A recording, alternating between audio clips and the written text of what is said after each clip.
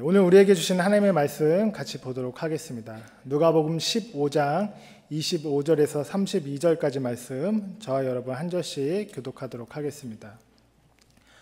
그런데 큰 아들이 밭에 있다 돌아오는데 집에 가까이 이르렀을 때 음악 소리와 춤추면서 노는 소리를 듣고 종 하나를 불러서 무슨 일인지를 물어보았다.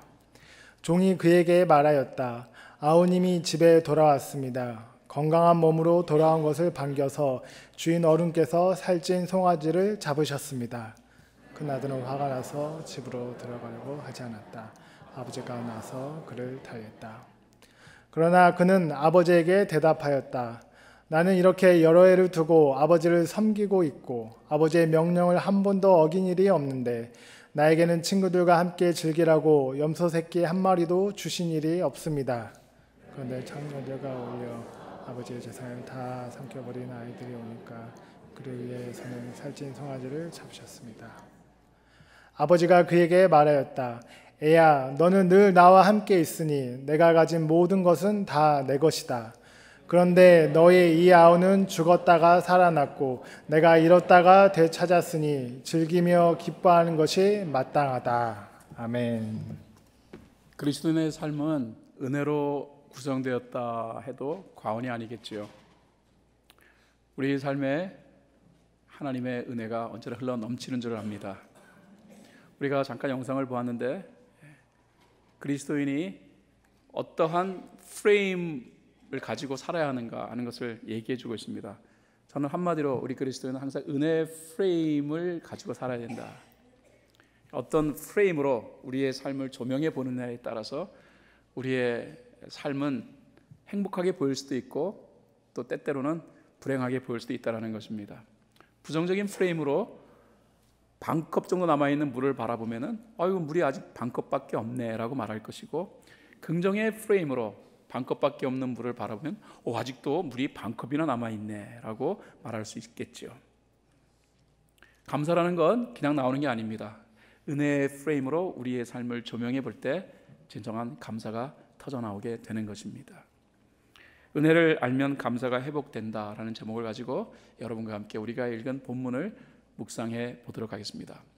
제가 읽은 이 본문 말씀은 누가복음 15장 11절부터 사실 시작되는 것이라고 보시면 될 것 같아요. 누가복음 15장 11절로 24절까지의 내용은 뭐냐면요, 어떤 아버지에게 두 아들이 있었는데 그 중에 둘째 아들이 아버지에게 유산을 좀 빨리 분배해 달라고 해서 그 돈을 가지고 세상 여기저기 다니면서 그냥 낭비하고 그 돈을 다 써버려 이제는 거지꼴이 되었다라는 것이죠.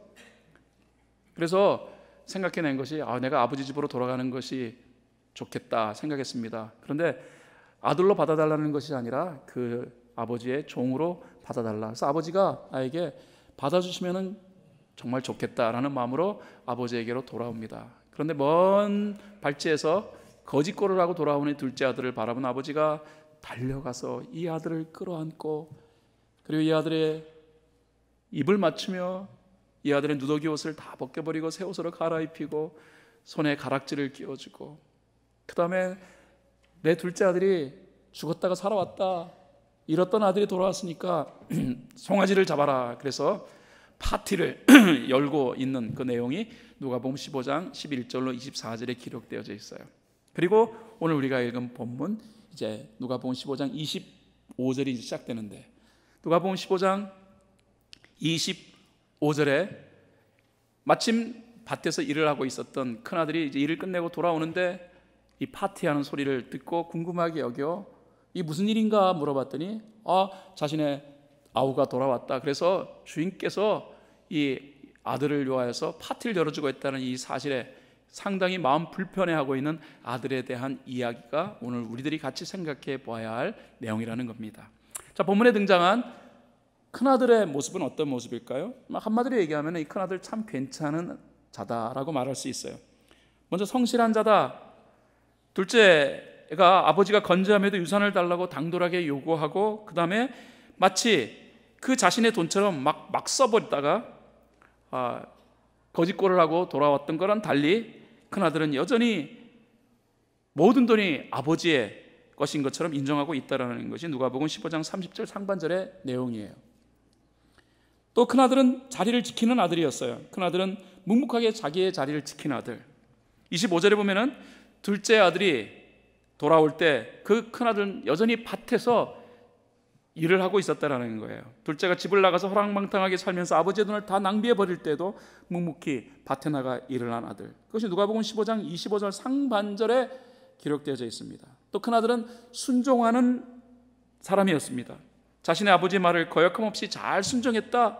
그것이 누가복음 15장 29절 하반절에 기록되어져 있어요.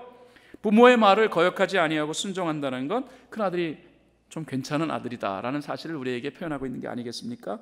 뿐만 아니라 이 큰아들은 자기 절제를 할 줄 아는 사람이었어요.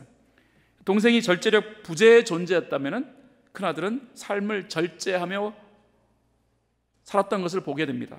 친구들과 어울려 즐기는 것조차 함부로 하지 않았다라는 것 누가복음 15장 29절 하반절에서 표현되어지고 있습니다. 자, 이런 사람을 어떤 사람이라고 하느냐? 한마디로 이런 사람을 저는 착한 사람이라고 말하고 싶어요. 착한 사람. 그런데 여러분 아시죠? 착한 사람이라는 사람인 줄 알았는데 의외로 이런 사람들이 감정에 상하면 팍 하고 폭발한다라는 것. 그래서 누가복음 15장 28절에 보니까 큰아들은 화가 나서 집으로 들어가려고 하지 않았다라고 성경이 표현하고 있습니다. 왜 큰아들이 폭발했을까요? 왜 그의 감정이 상했을까요? 전혀 화낼 줄 모를 것 같은 사람이 왜 그 성실한 사람이 마음이 불편해져서 힘들어 할까요? 다 이유가 있다는 것이죠. 자, 우리는 큰아들의 분노를 살펴볼 필요성이 있습니다. 누가복음 16장 25절에서 28절 상반절에 큰아들의 분노의 이유를 우리가 살펴볼 수 있을 것입니다. 같이 읽겠습니다. 시작. 그런데 큰아들이 밭에 있다가 돌아오는데 집에 가까이 이르렀을 때 음악 소리와 춤추면서 노는 소리를 듣고 종 하나를 불러서 무슨 일인지를 물어보았다. 종이 그에게 말하였다. 아우님이 집에 돌아왔습니다. 건강한 몸으로 돌아온 것을 반겨서 주인 어른께서 살찐 송아지를 잡으셨습니다.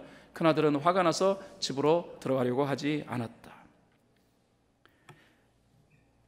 여러분, 큰아들의 분노를 우리가 살펴봐야 되는데 큰 아들의 분노 속에는 이런 내용이 담겨져 있는 것 같아요. 난 뭐야?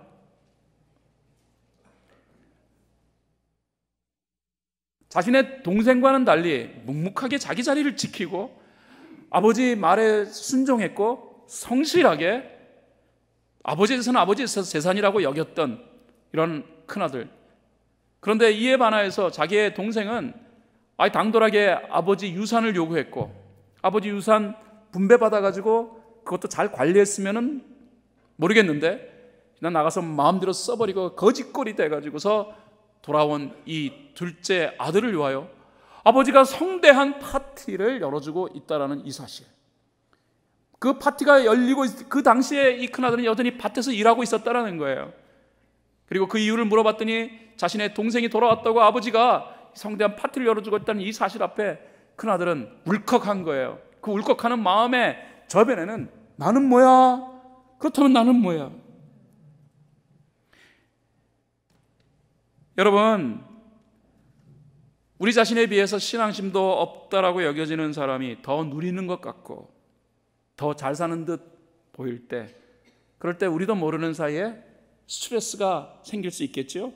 그 스트레스가 쌓이다 보면은 난 뭐야? 라는 생각이 들고 심지어는 분노가 생기기도 할 수 있겠죠. 열심히 신앙의 자리를 지켰음에도 불구하고 인정받지 못하는 느낌을 우리가 받을 때, 그럴 때 난 뭐야? 라는 생각이 들기도 합니다.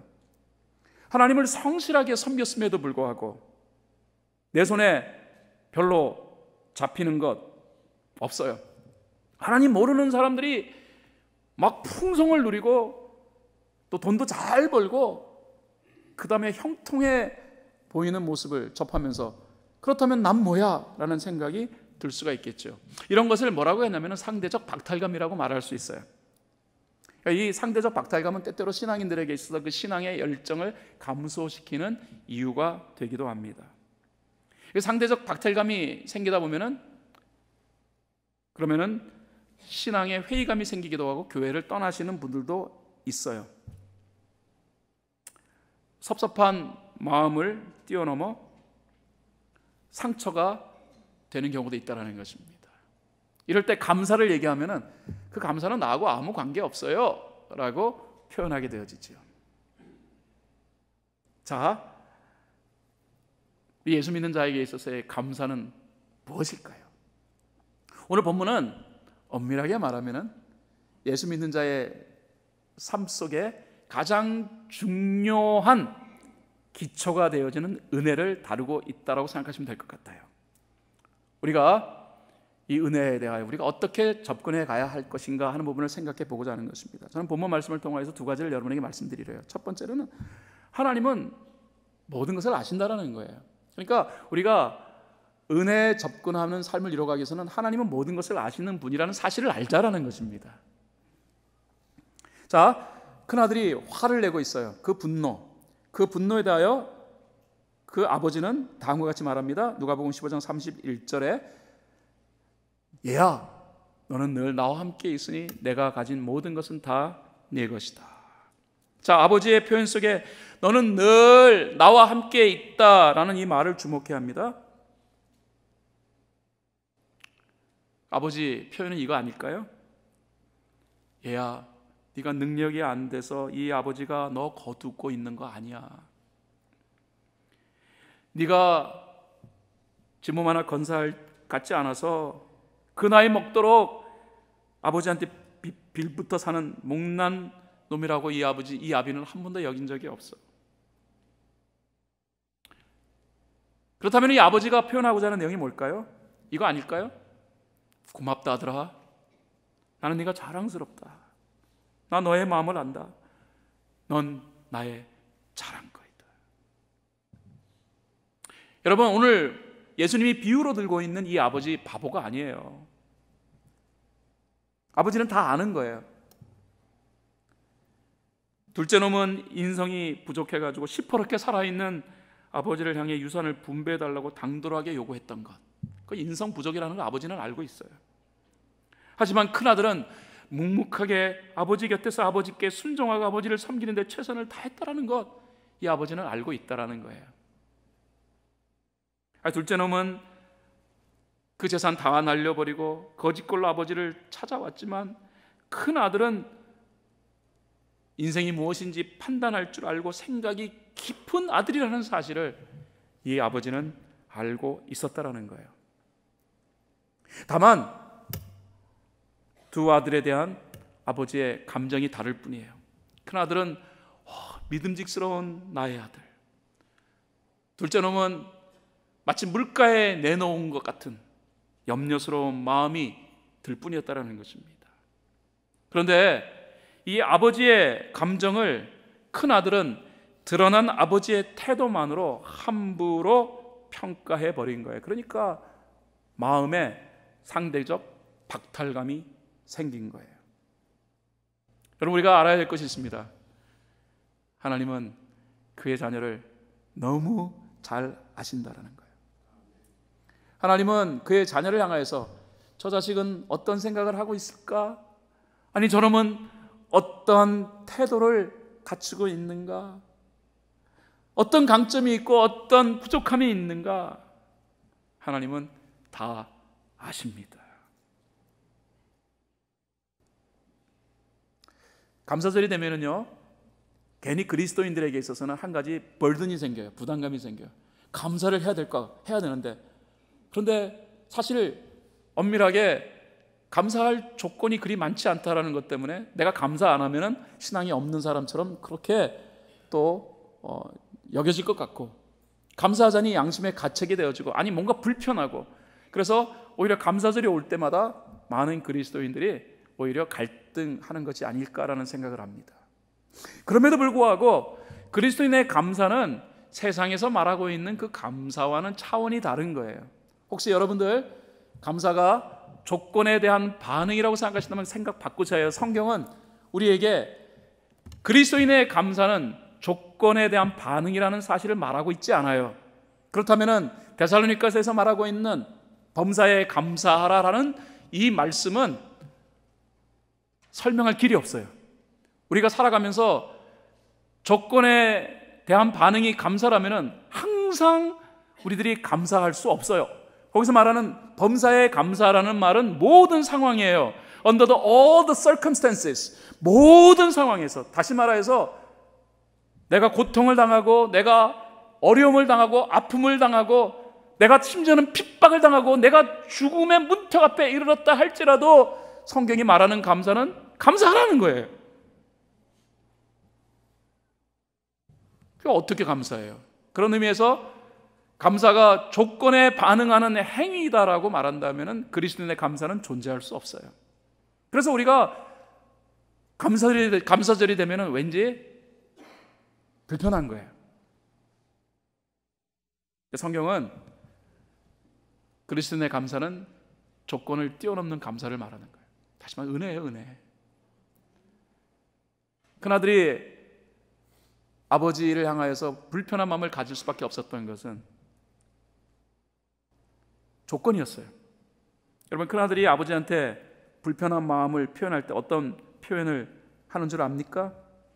아니, 이 아우놈은 아버지 재산 분배받아가지고서 지멋대로 가가지고 다 써서 거짓고라고 돌아왔는데 너 아버지가 이 아들을 요하여서 송아지를 잡아가지고 파티를 열어주는데 내가 아버지 곁에서 묵묵하게 지금까지 섬겨왔건만 아버지는 한 번도 송아지 한 마리 잡아서 내 친구 불러가지고 파티를 열어준 적이 있습니까? 조건 아닙니까? 송아지라는 조건, 파티라는 조건. 이 아들은 아버지로부터 은혜를 받았다라고 한 번도 생각해 본 적이 없었던 것 같아요. 둘째 놈한테는 은혜를 그렇게 베풀건만 내 삶 가운데 아버지가 은혜 베푼 것은 뭐예요? 라는 거예요. 내 아버지 말이 뭐예요? 아들아, 내 것이 다 네 것이다. 그러면 이 아버지는 이 아들을 너무 잘 알아요. 성실한 아들, 그리고 너무나도 아버지 말에 잘 순종하는 아들. 아버지는 자랑스러운 마음으로 그래서 내 것이 다 네 것이라고 말하고 있는 거예요. 이 큰아들도 여전히 아버지로부터 은혜를 받고 있는 거예요. 많은 그리스도인들이 은혜하면은 하나님이 내 손에다가 뭐 집어주고 그 다음에 풍성이라는 그것을 느낄 수 있도록 감각적인 것을 보통 은혜로 여겨요. 그런데 여러분, 그 감각적인 것이 은혜라면은요, 우리 삶 가운데 감사할 수 없는 일들이 훨씬 더 많겠죠. 살아보면서 알잖아요. 부모 대보신 분들 다 아시잖아요. 눈에 보이는 것 못지않게 보이지 아니하는 깊은 부모의 심정 속에서 자녀를 향하여서 가지고 있는 이 마음, 그래서 자녀들이 몰라줄 때 많잖아요. 근데 그 부모의 깊은 심정 이해하는 순간 자녀들은 감동받아요. 결국 그런 부모를 향하여서 감사합니다 라고 자녀들이 표현하게 되어 있는 거예요. 예수 믿는 자의 그러므로 감사는 눈에 보이는 조건적 내용이 아니라 궁극적인 은혜에 있습니다. 여러분, 지난 1년 동안 하나님 우리를 너무 잘 아셔서요, 우리를 여기까지 이끌어 주셨습니다. 아시는 하나님, 저는 그 하나님이 너무 좋아요. 나의 모든 것을 아시는 하나님, 나의 앉고 일어서는 것도 아시고 내가 생각하는 것도 아시고 심지어는 내 마음속에 있는 분노도 아시고 내 마음속에 있는 열등의식도 아시고 때때로는 내 마음속에 있는 슬픔과 내 마음속에 있는 이 고독함도 아시는 하나님. 그래서 우리의 감사의 이유는 조건의 성취에 있는 것이 아니고 하나님 자체에 있게 되는 거예요. 너무 좋으신 하나님이 우리의 삶을 여기까지 인도해 주셨음에 대하여서 다시 한번 힘있게 느끼는 복된 아침이 될 수 있기를 예수님의 이름으로 축원드립니다. 제가 예전에 리더스 다이제스트 그 매거진에서 읽었던 글 하나를 여러분에게 소개하려 합니다. 2차 세계대전이 끝난 지 얼마 안 됐을 때였어요. 그때는 뭐 너무 많은 것들이 다 파괴되어져 버려서 많은 사람들이 가난 속에서 살아갔습니다. 그때 전쟁으로 인해 남편을 잃어버렸던, 그래서 막막한 그런 삶을 살아갈 수밖에 없는, 또 어린애들을 그러면서도 또 키워가야 하는 한 미망인이 있었습니다. 이 부인이 애들을 좀 먹여야 되는데 돈이 없었어요. 그래서 어느 식품점에 들어가게 됩니다. 옷은 허름하게 입었는데 식품점에 들어갔는데 가서 사야 할 식품들을 보면서 이거 자기가 가지고 있는 것으로는 절대로 살 수 없는, 그래서 더 싼 것은 없는지 가격을 계속해서 체크해 보고 있었어요. 그런데 식품점 주인이 카운터에서 이렇게 보니까 이 부인이 한 허름한 옷을 입은 그 여인이 자꾸 여러 가지 식품을 자꾸 만지작거리는 걸 보면서 마음이 불편했어요. 사지도 않을 것 같은데 와가지고 저렇게 시간 끌면서 이것저것 만지는 것이 너무너무 불편했어요. 그래서 돈 있어요? 하고 이 카운터에서 크게 소리 질렀습니다. 근데 그때 그 부인이 이렇게 대답하는 거예요. 전쟁에 나간 남편이 죽은 까닭에 나는 지금 거의 돈이 없는 거지처럼 살아오고 있습니다. 그런데 저는요 하나님을 믿거든요. 그래서 하나님께서 나를 도와주실 것이라 믿고 기도하면서 하루하루 살아가고 있습니다. 그렇게 말을 했어요. 근데 이 말에 이 식품점 주인이 더 기분이 나쁜 거예요. 왜냐하면 이 식품점 주인은 무신론자였어요. 그래서 빨리 이 여자를 자기 가게에서 내쫓고 싶었는데 거기다가 하나님까지 거론하니까 상당히 마음이 불편해서 이 여인을 조롱하듯 종이 한 장을 이렇게 줬습니다. 이렇게 오라고. 그리고 종이 한 장을 주고 당신이 필요한 식품 있으면은 여기다 기록하라고. 그리고 그 다음에 기도하라고. 그리고 난 다음에 하나님이 들어주시는 거 한번 테스트해 보자. 그리고 양팔 접시 저울이 있었는데 양팔 접시 저울 한쪽에 당신이 하나님 앞에 기도했던 기도 제목을 그 접시 위에다가 올려놔라. 그리고 그 다음에 왼쪽에 그 저울 위에는 당신이 가지고 가고 싶은 기도했던 식품들을 거기다 다 얹어라. 그래서 이게 기울어지지 아니하고 똑바로 서 있으면은 그럼 내가 공짜로 다 주겠다. 그럼 이거는 빨리 나가라는 말이잖아요. 조롱이잖아요. 비웃음이잖아요. 근데 그때 그 여인이 호주머니에서 종이 하나를 꺼냅니다. 그렇지 않아도 제가 여기다가 기도하면서 어제 식품 구입할 것을 기도하면서 적어놓은 게 있어요. 이거 가지고 하나님 달라고 내가 기도한 것이 있는데 그것을 대신 여기다 올려놔도 되겠습니까? 라고 했어요. 그러니까 주인이 그러라고. 그리고 이제 접시 위에 그 종이 기도 제목이 들어있는 종이를 얹어놓고 그 다음에 갖다 식품 얹어 놓으라는 거예요. 여인이 빵 한 덩이를 갖다 올려놨어요. 그래서 참 믿기지 않는 일이 벌어졌습니다. 아니 그 저울 위에 빵 하나를 올려놨는데도 불구하고 양팔 접시 저울이 기울어지지 않는 거예요. 한쪽은 종이 한 조각 있고 한쪽은 빵 한 덩어리가 있는데 기울어지지 않고 그대로 있는 거예요. 이 주인이 너무 놀랐습니다. 너무 놀래가지고 저게 뭔가 잘못됐지 생각하고 다른 식품 또 올려놓으라. 그랬더니 이 여인이 또 자기 기도 제목에 필요했던 것을 거기에다 또 올려놨어요. 이번에는 우유 한 병을 올려놨습니다. 그런데 여전히 기울어지지 않는 거예요. 이 주인이 뭔가 잘못됐다는 생각하면서 그러면 다른 필요한 거 빨리 또 얹어놓으라. 이번에는 햄 한 덩이를 갖다가 얹어놨습니다. 그랬더니 여전히 그대로 있는 거예요. 이 주인이 계속 올려놓다 보면 다 공짜로 주게 생겼으니까 그거 가지고 빨리 나가라고. 그래서 이 여인이 감사합니다 하고 다 공짜 식품을 받고 이제 그 식품점을 떠납니다. 이게 어떻게 된 일일까요? 물론 그 기도 하나님이 응답하신 거겠죠. 이 주인이 이상하다 생각이 들어서 그 양팔 접시 저울을 살펴봤더니 글쎄 고장났어요. 근데 이 주인은 이걸 몰랐던 거예요.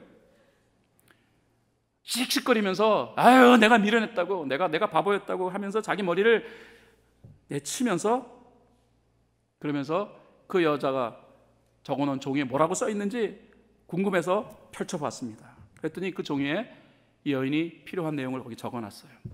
빵 한 덩어리, 우유 한 병, 햄 한 덩어리. 그리고 그 밑에다가 하나님 우리 아이들이 너무나 배고파합니다. 하나님 우리 가정에 은혜를 베풀어 주세요. 여러분 저는 이 스토리를 리더스 다이제스트 읽고 굉장히 많이 감동받았어요. 이게 하나님의 은혜. 하나님 너무 잘 아시는 거예요. 이 여인이 필요한 것이 무엇인지, 이 여인의 삶에 정말로 큰 아픔이 무엇인지, 남편도 없이 혼자서 자신의 자녀를 양육해야 되는 엄마의 아픔. 그 밑에 그 여인이 하나님 앞에 구한 것이 있죠. 은혜. 하나님은 은혜를 베푸셨어요. 사랑하는 여러분, 우리 하나님은요, 우리를 아십니다. 너무 잘 아십니다. 너무 잘 아시기에 하나님은 우리의 삶을 은혜로 이끌고 계십니다. 감사하기 어렵다면 우리의 삶에 여전히 공급되어지고 있는 하나님의 은혜를 헤아려 봐야 합니다. 근데 왜 하나님이 은혜를 베푸시느냐? 우리 너무 잘 아시기 때문에 그래요. 저는 은혜를 생각할 때마다 왜 하나님이 은혜를 베푸실까라는 질문을 던집니다. 해답은 이것입니다. 하나님이 우리를 너무 잘 아시니까. 우리의 삶을 너무 잘 아시는 그 하나님을 생각하면 우리는 하나님의 은혜 앞에 나올 수밖에 없어요. 그리고 그 은혜를 바라보며 우리도 모르는 사이에 하나님 감사합니다. Thank you, Lord. 오늘 2019년 감사 주일의 아침에 예수 믿는 우리의 삶에 베풀어 주시고 계시는 이 하나님의 은혜를 다시 한번 헤아리는 저와 여러분이 될 수 있기를 바랍니다. 두 번째 내용은 하나님 우리의 모든 것을 아시기에 은혜를 베푸시는데 그러나 그 은혜는 다양해요. 하나님의 은혜의 다양성을 이해해야 합니다. 많은 분들이 궁금하게 생각하시는 부분이 있어요. 성경을 읽다가 예수님이 돌아가실 때 예수님 옆에 달렸던 그 강도의 회개, 그 강도를 향해서 예수님이 네가 오늘 밤 나와 함께 낙원에 있으리라 예수님 말씀하셨다라는 것인데 많은 분들이 이 부분에 관해서 굉장히 궁금하게 생각해요. 그러면은 뭐 그냥 아무렇게나 재밌게 살다가 예수 내가 딱 죽을 때 믿으면 되지, 그래도 되는 거죠? 라고 질문하시는 분들이 계세요. 네, 여러분도 이런 질문 하실 때가 많이 있을 것 같아요. 근데 그거 하나님 잘 몰라서 하는 질문입니다. 여러분, 예수님 강도 옆에서 평생 지 멋대로 살다가 어떻게 예수님 옆에 같이 형벌을 받게 됐다는 그 이유 하나만으로, 그리고 범상하게 보이지 않냐는 그 예수님을 바라보면서 그러면서 자기를 기억해 달라고 했던 이 사람 향하 예수님이 가졌던 마음이 뭐겠습니까? 긍휼의 마음이었어요. 그렇게 살 수밖에 없었던 그 삶, 그렇게 처절하게 살 수밖에 없었던 그 삶을 예수님은 아셨던 거예요. 그러면서 그 죽음 앞에서, 그 죽음의 공포, 그 죽음의 두려움 앞에서 나를 기억해 달라고 하는 그 말을 들으시면 예수님은 긍휼의 마음을 가지신 거예요. 그 강도를 향한 예수님은 긍휼의 관점으로 강도를 바라보셨습니다. 불쌍히 여기셔서 바라보신 거예요. 하지만 우리 주님은 때때로 우리에게 은혜를 베푸실 때 우리가 자랑스러워서 은혜를 베푸실 때도 있는 거예요. 여러분, 하나님이 우리에게 베푸신 은혜가 맨날 불쌍해서 베푸시는 은혜로만 여기서는 안 돼요. 오늘 본문 내용을 통하여 우리가 발견할 수 있는 그 부분이 바로 이 부분입니다. 둘째 아들을 향하여서는 아버지는 긍휼의 마음으로 접근했어요. 둘째 아들도 은혜를 받은 거예요. 그러나 큰아들은 자기가 한 번도 아버지의 은혜를 입은 적이 없다고 생각해요. 그러나 그렇지 않았어요. 큰아들을 향하여 아버지가 가졌던 마음은 자랑스러운 마음이었어요.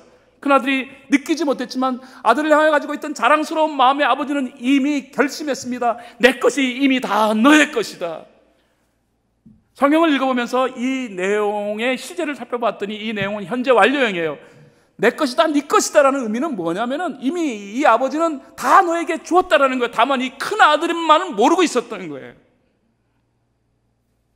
저는 본문을 보면서 하나님이 은혜를 베푸시는데 두 종류의 은혜를 베푸신다라는 사실을 발견했습니다. 긍휼의 은혜를 베푸시다. 어떤 때는 하나님은 자랑스럽게 여기기에 그러므로 자랑스러움의 은혜를 베푸시기도 하신다라는 거예요. 여러분, 둘째 아들에 대하여 아버지가 하는 말이 뭡니까? 누가복음 15장 32절에 기록되어져 있어요. 그런데 너의 이 아우는 죽었다가 살아났고 내가 잃었다가 되찾았으니 즐기며 기뻐하는 것이 마땅하다. 이 내용을 통하여 아버지가 둘째 아들을 향하여 어떤 마음을 가지고 있는가를 표현하고 있잖아요. 불쌍한 놈이라는 뜻이에요. 큰아들에 대해서는 자랑스러움을, 둘째 아들에 대해서는 불쌍하다라는 마음을 품으셨다라는 것입니다. 그런데 이 큰아들은 둘째 아들을 대하듯 자기를 대하지 아니하는 이 아버지에 대하여서 몹시 섭섭했던 것입니다. 여러분, 아버지에 대하여 맨날 아버지 마음을 조마조마하게 함으로 받게 되신 은혜를 사모하십니까? 아니면은 아버지로부터 자랑스러운 아들이야 라고 여기며 그 아버지가 허락하시는 은혜를 받기를 원하십니까? 일반적으로 감사라는 것은요, 예수 믿는 사람만 하는 게 아닙니다. 예수 안 믿는 사람도요, 하나님 전혀 모르는 사람도 감사해요. 그러므로 감사라는 것은 자신이 세워놓은 기준이 충족되어질 때 반응이 감사라고 말할 수 있어요. 그러니까 내가 기준을 세우는 거예요. 나한테 필요한 것이 이런 건데 어쨌든 간에 그게 이루어졌으면 좋겠다. 근데 정말 이루어졌어. 그러면 감사해요. 정말로 감사해요. 그 감사는 누구를 향한 감사인지는 모르겠어요. 그러나 어쨌든 감사해요. 잘 풀리고 잘 되고 편안해지면은 사람들은 자기도 모르는 사이에 땡큐 합니다. 그러면은 그리스도인들의 감사의 기준은 뭘까요? 내가 세우는 기준이 아니라는 것입니다. 그리스도의 감사의 기준은 그렇다면 뭘까요? 성경은 이 부분을 명확하게 하고 있다는 거예요. 하박국 3장 17절 18절 말씀 같이 한번 보도록 하겠습니다. 같이 읽겠습니다. 시작. 무화과 나무에 과일이 없고 또 포도나무에 열매가 없을지라도 올리브 나무에서 딸 것이 없고 밭에서 거두어 드릴 것이 없을지라도 우리의 양이 없고 외양간에 소가 없을지라도 나는 주님 안에서 즐거워하련다. 나를 구원하신 하나님 안에서 기뻐하련다. 사실 하박국 3장 17절 18절 말씀은 이게 많이 설교에서 설교의 주제가 되는 내용이기도 하지만은 사실 설명하기 되게 힘든 내용입니다. 왜? 보세요. 과수원 농사 실패했고 밭농사 실패하고 목축업 실패. 그러니까 있는 돈 다 털어가지고서 심혈을 기울여 내가 열심히 노력해가지고 시작한 그 사업이 완전히 실패했다. 그렇다면은 감사할 수 있어요? 기뻐할 수 있어요? 그런데 하박국 선지자는 그럼에도 불구하고 즐거워하며 기뻐한다라고 표현해요. 이런 경우에 사람들이 이렇게 말합니다. 저 사람이 사업에 실패하니까 그 충격에 좀 머리가 어떻게 되었나 봐. 왜 안 됐어? 다 그렇게 생각할 것입니다. 왜? 이건 당연히 감사의 조건이 될 수 없어요. 그렇다면 하박국 선지자는 자기가 완전히 쫄딱 망했는데 왜 기뻐할까? 왜 즐거워할까? 그의 기쁨과 즐거움, 다시 말해 그 감사의 이유는 무엇일까? 하박국 선지자는 분명히 표현하고 있어요. Because of God. 하나님 때문이라는 거예요. 내 눈에는 당연히 망한 것으로 보이지만 이것은 우연이 아니다. 이것은 하나님이 하셨던 일이다. 하나님이 하셨던 일에 대하여서 내가 어찌 토를 달 수 있겠는가? 하나님이 행하셨다면 뭔가 뜻이 있어서 그리 행하셨을 것이다. 그러므로 나는 하나님 때문에 감사한다. 여러분, 성경이요, 우리 그리스도를 향하여서 감사라고 한 것은 조건의 반응을 말하는 것이 아닙니다. 우리는 조건의 반응을 감사로 생각해요.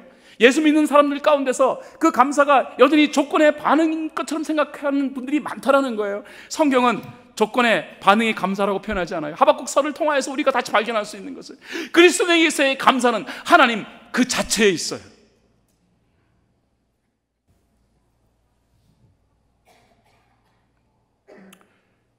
부르면 감동이 되는 찬송이 있죠. 찬송가 425장 주님의 뜻을 이루소서라는 찬송이에요. 이 찬송이 너무 좋아요.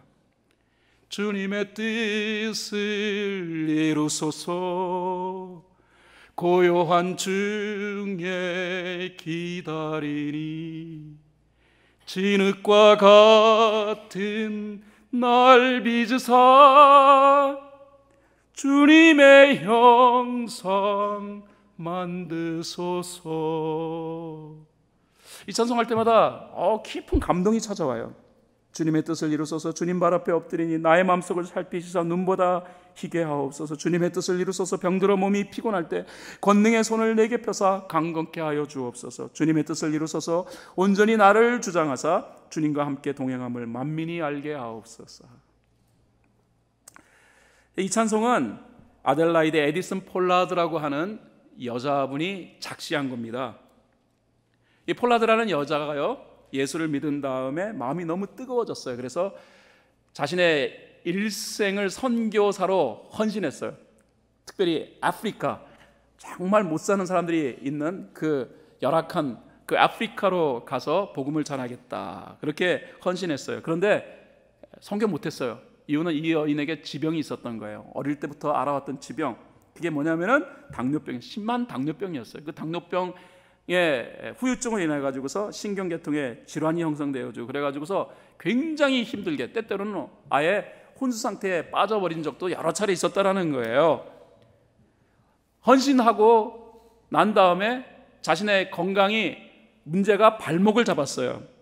그래서 그는 늘 그것 때문에 마음에 불만이 있었어요. 나는 불운한 여인이다. 나는 하나님께 영광을 돌리고 싶어도 내 건강의 문제 때문에 하나님께 영광을 돌릴 수 없구나. 일종의 자책감을 안고 매일매일 살았다라는 거예요. 그래서 늘 아쉬웠고, 신앙생활은 그에게 있어서 복잡한 그런 행위였다라고 이렇게 보면 될 것 같습니다. 근데 그러던 어느 날 그 복잡한 마음으로 이 여자가 성경을 읽다가 예레미야 18장의 말씀을 접하게 돼요. 예레미야 18장의 내용은 뭐냐면은 하나님께서 토기장이로 자기 자신을 비유한 내용이에요. 지늘기 토기장이의 손에 들려있듯 이스라엘 사람들이 하나님의 손에 들려있다라는 내용을 이 폴라드라는 여인이 예레미야 18장의 말씀을 읽다가 발견하게 된 거예요. 폴라드는 이 내용을 접하면서 하나님의 은혜를 주권 안에서 발견하게 됩니다. 그리고 자신의 연약함에도 하나님의 주권에 의하여서 허락되어졌다는 사실, 그 순간 이 여인은 자기도 모르는 사이에 은혜를 고백하게 됩니다. 나는 내가 한 번도 하나님의 은혜를 받은 적이 없다고 얘기했는데 내 삶 가운데 하나님의 은혜는 여전히 함께 하였군요 라는 사실을 발견하고, 그 마음이 너무 뜨거워져서 그 밤에 잠을 이루지 못하고 이 여인은 이 유명한 찬송시를 작시하게 됩니다. 주님의 뜻을 이루소서. 고요한 중에 기다리니 진흙과 같은 날 빚으사 주님의 형상 만드소서. 여러분, 이 가사가요 그냥 아무나 막 생각할 수 있는 가사가 아니에요. 이 가사는 정말로 하나님의 은혜에 맞붙닥뜨리지 아니하면은 표현될 수 있는 그런 가사, 그런 가사예요. 저는 폴라드라는 여인을 통하여서 그리스도인의 감사는 한마디로 말하면 조건의 완성? 그래서 표현되어지는 내용이 아니라는 사실을 발견합니다. 영국의 크렌치라고 하는 목회자가 한 말을 여러분과 함께 나누기를 원합니다. 어떤 사람은 자기의 가는 평탄한 길에 조그만 구덩이만 있어도 벌써 하나님을 원망하고 사람을 원망한다. 또 어떤 사람은 자기의 가는 험하고 캄캄한 길에 조그만 빛만 비추어도 하나님이 주시는 자비로우신 빛이라 하여 감사의 기도를 올린다. 화려한 궁전에 살면서도 인생이란 왜 이리 괴로우며 기쁜 일은 하나도 없느냐고 얼굴을 찡그려 불평하는 사람이 있으며, 조그마한 오막살이에 살면서도 하나님은 왜 이리 자신을 행복하게 하시는가 라며 진심으로 감사하는 사람이 있다. 다시 말씀드립니다. 흔히들 감사는 조건에 대한 반응이다라고 생각합니다.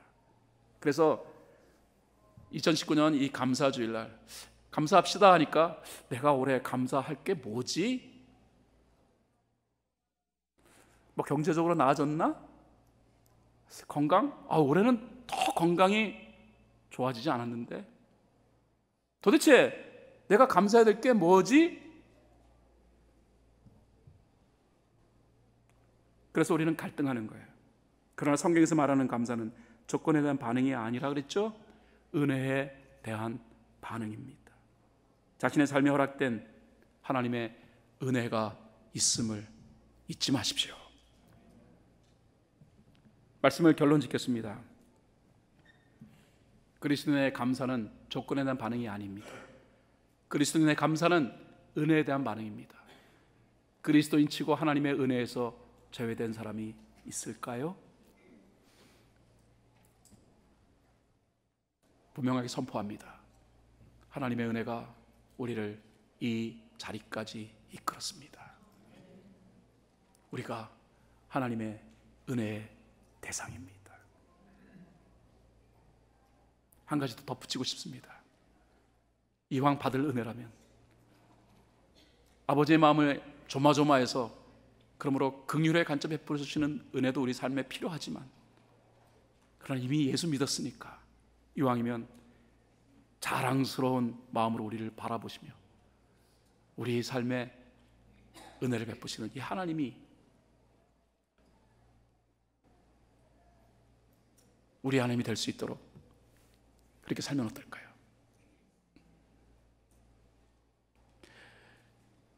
큰아들, 이미 아버지는 자랑스러운 마음을 가지셨습니다. 그런데 큰아들은 여전히 아버지의 마음을 헤아리지 못하고,